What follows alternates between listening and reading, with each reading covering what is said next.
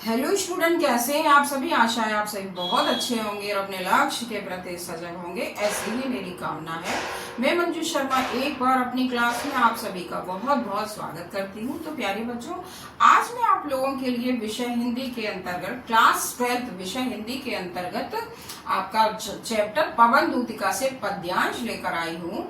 जो आपका नेक्स्ट पद्यांश है उसे लेकर आई हूँ। तो आइए चलिए अपनी क्लास शुरू करते हैं। तो क्या कहती हैं, श्री राधा पवन से कहती हैं, साचे ढाला सकल बप है दिव्य सौंदर्यशाली। मैं आपको पूरे पद्यांश का अर्थ बता देती हूँ। तो क्या कहती हैं कि जब तू मेरे श्री कृष्ण को देखेगी तो तुझे ऐसा प्रतीत होगा जैसे मानो उनका शरीर ऐसा सुगठित होगा, ऐसा उनका शरीर सुगठित होगा जैसे मानो किसी सांचे में ढाला गया हो। किसमें?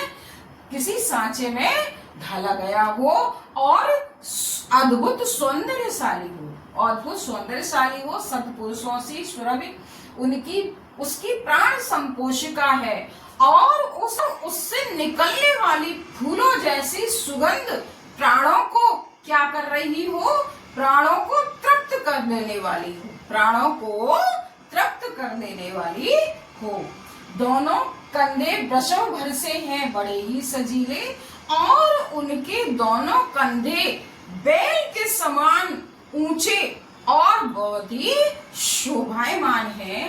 लंबी बाह कलब करसी शक्ति की पेटिका है और उनकी भुजाएं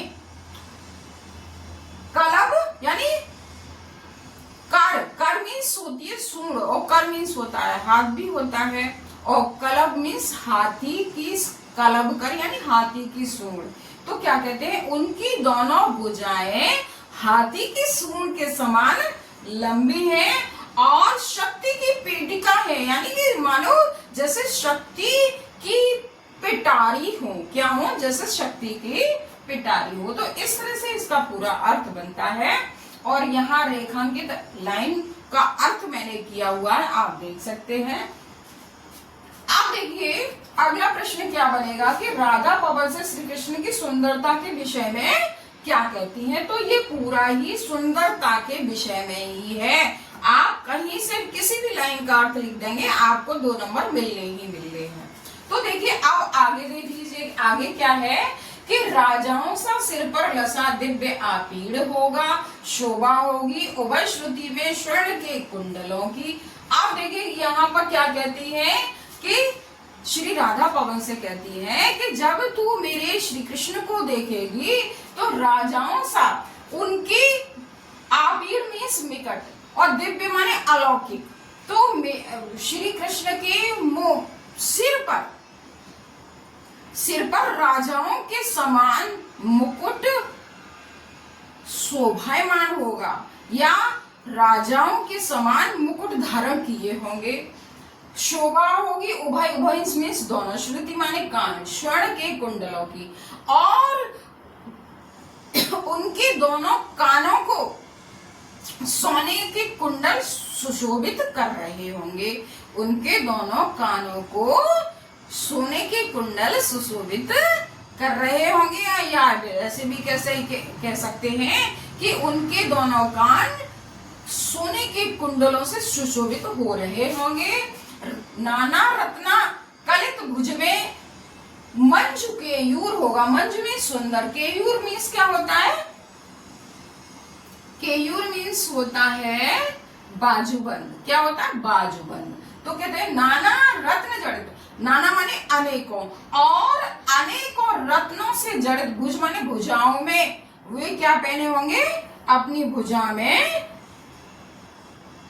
बाजूबंद पहने होंगे, अपनी भुजा में बाजूबंद पहने होंगे। मोती माला लसित उनका कंब सा कंठ होगा। अब देखिए कंब में होता है शंख और कंठ यानी और मोती माला लसित और मोती की माला से उनका शंख जैसी गर्दन में या शंख जैसी गर्दन में वे मोती की माला धारण किए होंगे या उनके शंख जैसी गर्दन में मोती की माला सुशोभित हो रही होगी। तो इस तरह से इसका अर्थ बनता है। अब देखिए श्री राधा पवन से श्री कृष्ण की सुंदरता के विषय में क्या कहती हैं, तो मैंने यहाँ राधा पवन से कहती है कि उनके सिर पर राजाओं के समान मुकुट सुशोभित हो रहा होगा और दोनों कुंडलों में सोने के कुंडल, दोनों कानों में सोने के कुंडल सुशोभित हो रहे होंगे। आप देखिए चौथा प्रश्न है, प्रस्तुत पद्यांश में कौन सा अलंकार है। तो देखिए जहां सा, सी, से, सम जैसे शब्द आते हैं वहां आपका उपमा अलंकार बनता है। तो देखिए यहाँ कहाँ है उपमा अलंकार, कलश, कर, सी, यहाँ पर आपका उपमा है। और देखिए यहाँ कंगुसा कंठ होगा और यहाँ पर भी कौन सा अलंकार है आपका, यहाँ उपमा अलंकार है। तो इस तरह से सत्पुरुषों से यहाँ पर भी आपका उपमा अलंकार है। और उपमा अलंकार की क्या परिभाषा बनती है, जब एक वस्तु के गुण रूप धर्म की तुलना किसी दूसरी वस्तु के गुण रूप धर्म से की जाती है वहां आपका उपमा अलंकार होता है। जैसे पीपर पात सरिस मन डोला। तो इस तरह से इसका क्या बनता है आपका, यहाँ उपमा अलंकार बनता है।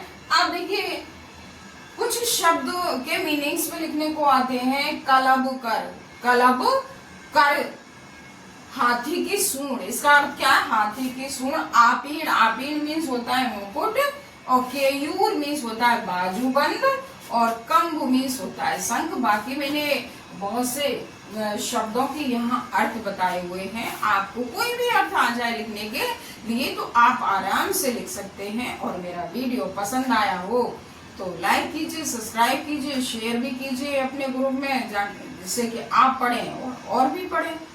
तो आप सभी को बहुत बहुत धन्यवाद।